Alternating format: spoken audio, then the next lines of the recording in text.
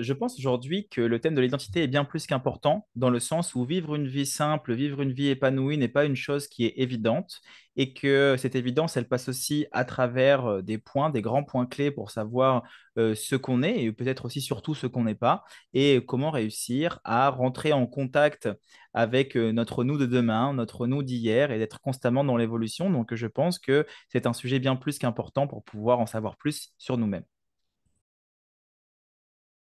S'adresse à toutes les personnes qui se posent des questions sur leur identité, sur des questions pour savoir qui suis-je, que sais-je ou que fais-je, peu importe, les questions qu'on va se poser pour nous-mêmes. Et c'est toutes ces personnes-là qui vont réussir à ne pas peut-être pas trouver des réponses, mais trouver de grands changements et de grandes pistes de réflexion pour pouvoir trouver, eux, leurs propres réponses.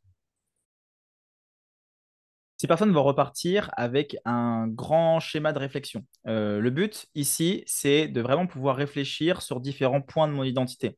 Peut-être d'arrêter de vouloir devenir ce qu'on est pour peut-être un peu plus être ce qu'on n'est pas, ou peut-être un peu plus ne pas être aussi ce qu'on n'est pas. Il y a plein de pistes de réflexion. On va dire que c'est un grand travail de l'esprit qui s'impose à l'intérieur de cette conférence. Ben, je pense que ce congrès peut aider beaucoup de gens parce qu'il y a différents thèmes qui sont abordés à l'intérieur avec différents conférenciers. Ça va permettre à beaucoup de gens de pouvoir trouver des pistes de réflexion, de pouvoir trouver des réponses, de pouvoir peut-être chercher un déclic aussi en quelque sorte.